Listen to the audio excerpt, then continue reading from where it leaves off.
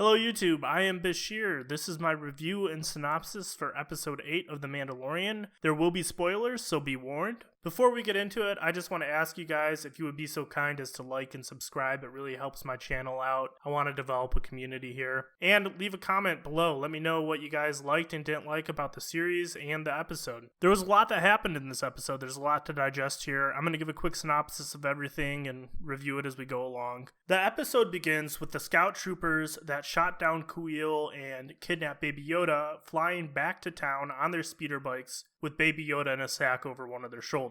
They stop before they reach town and wait for confirmation that they can enter. There's some comedic dialogue at this point. They attempt to shoot a target that's 10 feet away from them and they keep missing. You're going to have to watch it for yourself, but I thought it was kind of unnecessary and felt a little bit forced. In this next scene, we learn a lot about the character's backstory. Moff Gideon attempts to convince the trio to leave the cantina. He uses information from the character's past to show them that he knows much more about them than they realized. We learn that Cara Dune is from Alderaan. We learn that the Mandalorian's real name is confirmed to be Din Djarin. Din Djarin tells Cara and Greef that Moff Gideon was an Imperial ISB agent on Mandalore and he had access to the registry there. So that is the only person who could have known his real name. IG-11, like any good nurse droid, comes and saves Baby Yoda from the scout troopers, and then, in Baby Yoda's best interest, straps him to his chest and blasts his way on the speeder bike back into town, taking down dozens of stormtroopers on his way to the cantina where the Mandalorian, Greef Karga, and Cara Dune are holed up. IG-11 continues to blast his way into the square outside of the cantina and a battle ensues. The Mandalorian exits the cantina to fight with IG-11. He is wounded and they retreat into the cantina. Moff Gideon orders a flame trooper to burn them out. Baby Yoda uses the force to shield them and send the flames back into the flame trooper, killing him. Greef Karga, Cara Dune, and Baby Yoda escape into the sewers below the cantina. Din Djarin stays behind because he is wounded, but IG-11 takes off his helmet and heals him with a Bacta spray. He tells Din that because he is not living, he is allowed to see the Mandalorian's face. Thus, the Mandalorian's face is revealed to us finally. Only the leader of the tribe is left alive down below. She tells Din that after he left with Baby Yoda, they had all been killed or escaped. She alone remained to salvage what was left. We learn that she knows of Baby Yoda's powers. She tells Din that she heard tales of the Mandalorians warring with a group of sorcerers known as the Jedi, who had these powers. She tells Din that Baby Yoda is a foundling and that he is as its father. She instructs him that since Baby Yoda could not be capable of being a Mandalorian warrior,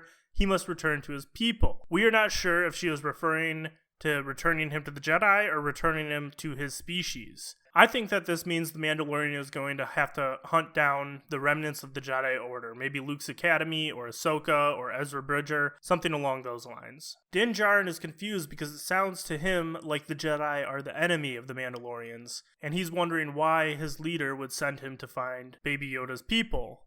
She explains to him, "This is the way."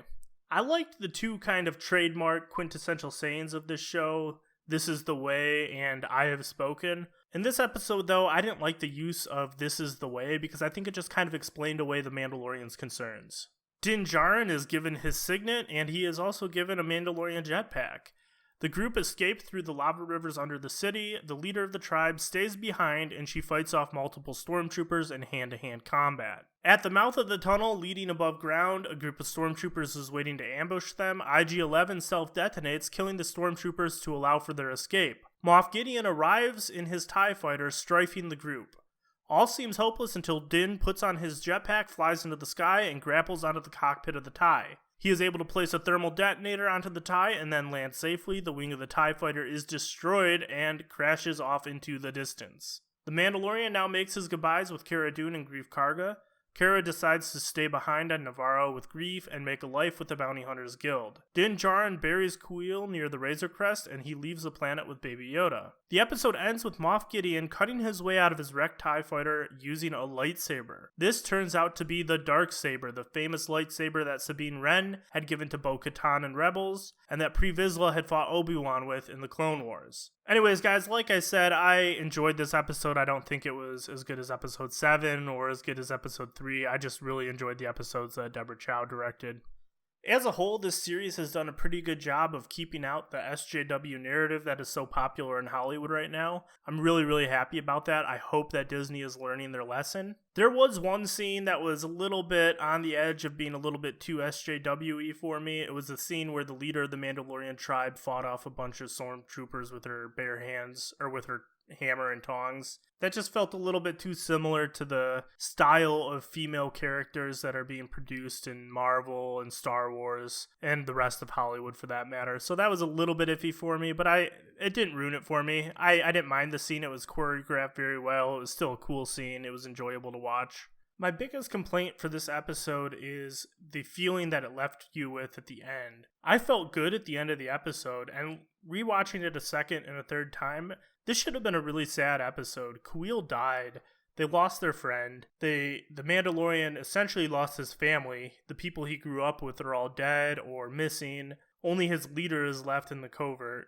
I think they missed a really big opportunity here to draw out the emotions of the viewers. This could have been an episode that really created tension in the wait between the end of season 1 and the beginning of season 2. Instead, the audience is kind of left feeling pretty good about what happened in the episode, even though one of the best characters is now confirmed to be dead. I think the best part about this episode and season 1 in general is Greef Karga's arc. He begins the show being this good-for-nothing, only looks out for himself bounty hunter, leader of the Bounty Hunters Guild. And in this episode, we can see that he has really developed a fondness for Cara Dune and Din Djarin. He actually cares about his friends now. He actually seems like he's fighting for something more than just himself. So I think that that's a cool arc. I really like to see that character development in shows these days. I think that we miss too much of that. Overall, I'd say that this episode was pretty good. Definitely not as good as episodes 3 and 7, but it was still good. I'd give the season as a whole a 7 out of 10. I think it could have been an 8 or a 9 out of 10 had Deborah Chow directed the whole thing. Anyways, guys, thank you so much for watching. I really, really appreciate it. Please like and subscribe if you enjoyed this video, and have a wonderful day.